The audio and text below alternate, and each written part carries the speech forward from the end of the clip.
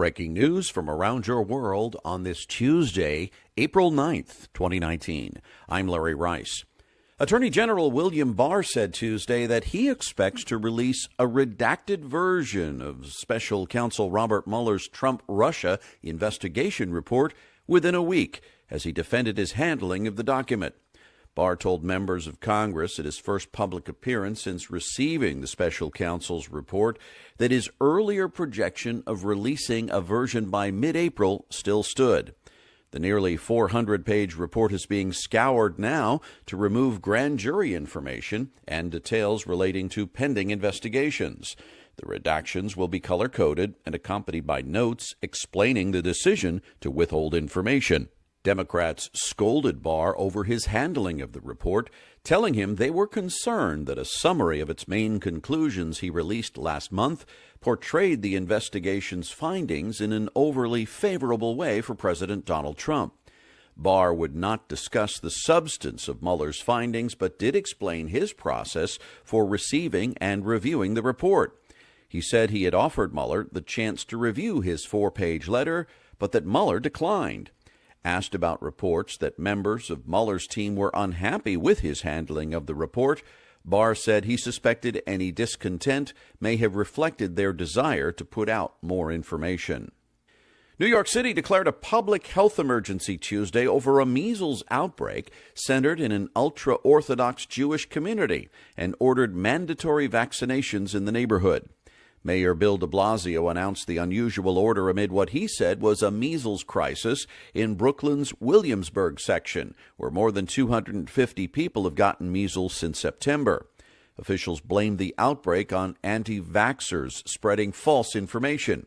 The order applies to anyone living, working, or going to school in 4 zip codes in the neighborhood and requires all unvaccinated people at risk of exposure to the virus to get the vaccine, including children over 6 months old. The order could be lifted as soon as April 17th, when the city's health board plans to meet next. This latest news follows Monday's statement by the Centers for Disease Control and Prevention that U.S. measles cases are continuing to jump, and most of the reported illnesses are in children. Health officials say 465 measles cases have been reported this year as of last week. That's up from 387 the week before. Outbreaks have hit several states, including California, Michigan, New York, and New Jersey. New York City accounted for about 2/3 of the U.S. cases reported last week. The 2019 tally is already the most since 2014, when 667 were reported. The most before that, 963 cases in 1994. Roughly 80% of the cases are age 19 or younger. The CDC recommends that all children get 2 doses of measles vaccine. It says the vaccine is 97% effective. Federal prosecutors said Desperate Housewives star Felicity Huffman and a dozen other prominent parents have agreed to plead guilty in the college admissions bribery scam that ensnared wealthy families and athletic coaches at some of the nation's most selective universities. The actress and the other parents were charged last month in the scheme, which authorities say involved rigging standardized test scores and bribing coaches at such prestigious schools as Yale and Georgetown. The 56-year-old Huffman was accused of paying a consultant $15,000 disguised as a charitable donation to boost her daughter's SAT score. Authorities say the actress also discussed going through with the same plan for her younger daughter, but ultimately decided not to. She will plead guilty to a single charge of conspiracy and fraud, according to court documents. Those charges are punishable by up to 20 years in prison, but the plea agreement indicates prosecutors will seek a sentence of 4 to 10 months. Other parents charged in the scheme include prominent figures in law, finance, fashion, the food and beverage industry, and other fields. It's the biggest college admissions case ever prosecuted by the Justice Department. The scandal embroiled elite universities across the country and laid bare the length to which status-seeking parents will go to secure their children a coveted spot at those universities. Federal authorities said Tuesday they've broken up a $1.2 billion Medicare scam that peddled unneeded orthopedic braces to hundreds of thousands of seniors via foreign call centers. The Justice Department announced charges against 24 people across the United States, including doctors accused of writing bogus prescriptions for unneeded back, shoulder, wrist, and knee braces. Medicare's anti-fraud unit said it's taking action against 130 medical equipment companies implicated. Telemarketers would reach out to seniors offering free orthopedic braces, also touted through television and radio ads. Beneficiaries who expressed interest would be patched through to call centers involved in the scheme. The call centers would verify seniors' Medicare coverage and transfer them to telemedicine companies for consultations with doctors. The doctors would write prescriptions for orthopedic braces regardless of whether the patients needed them or not. The Health and Human Services Inspector General's office said the fast-moving scam morphed into multiple related schemes, fueled by kickbacks among the parties involved. The FBI, the Internal Revenue Service, and 17 U.S. attorneys' offices took part in the crackdown. Arrests were made Tuesday morning. President Trump and White House allies, pressing for a harder line on immigration, sped up their campaign to clean house at the Department of Homeland Security with a mission far wider than just the departure of Secretary Kirstjen Nielsen. The dismantling of the government's immigration leadership is being orchestrated by Trump advisor Stephen Miller, the impetus behind some of the administration's most controversial policies, according to 3 people familiar with the matter. The shakeup is a result of Trump's frustration with the increasing number of migrants at the border and his diminishing options for action. Court challenges, immigration laws, and his own advisors have blocked several of his proposals as his re-election campaign looms. The White House has lashed out by demanding new leadership, although a new team is likely to face the same obstacles.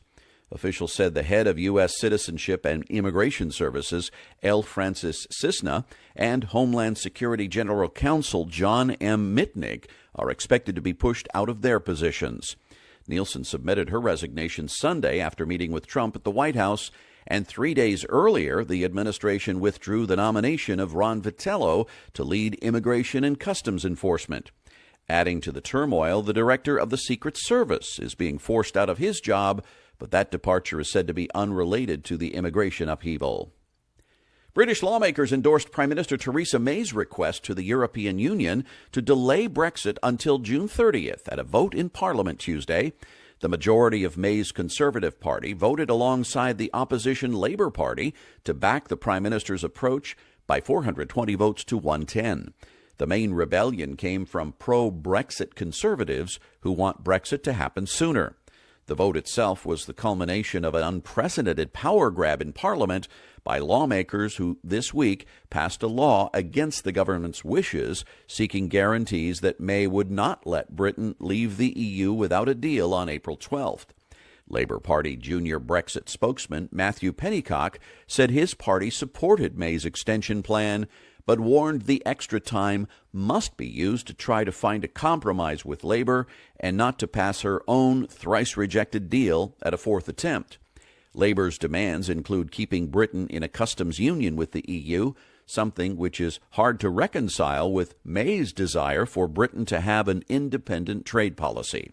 Meanwhile, Germany and other European Union powers said Tuesday they will accept Prime Minister May's request for another delay to Brexit. However, French President Emmanuel Macron will seek to limit Britain's influence as it grapples with its departure.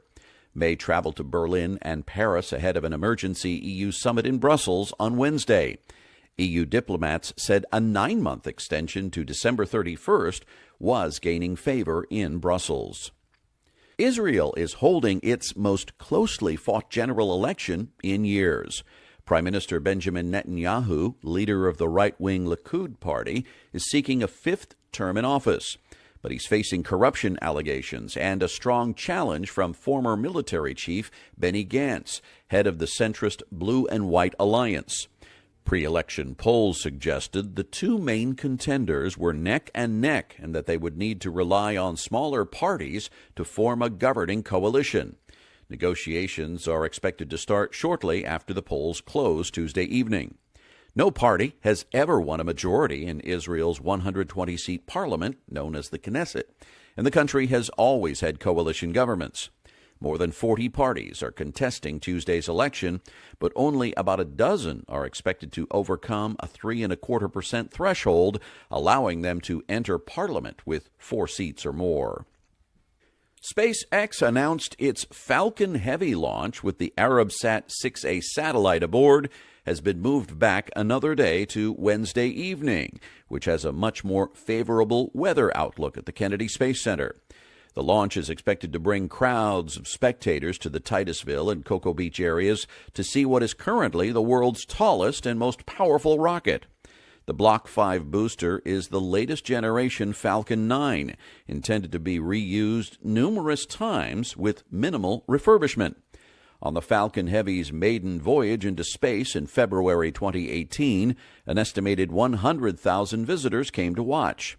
That launch had the additional pizzazz of being the biggest rocket since the Saturn V era ended in the 1970s, and it was carrying Elon Musk's red Tesla Roadster with the crash dummy Starman at the wheel.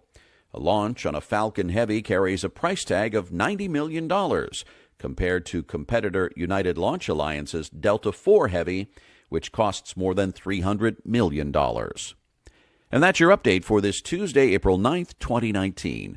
I'm Larry Rice. Thanks so much for listening, and I hope you have a wonderful day.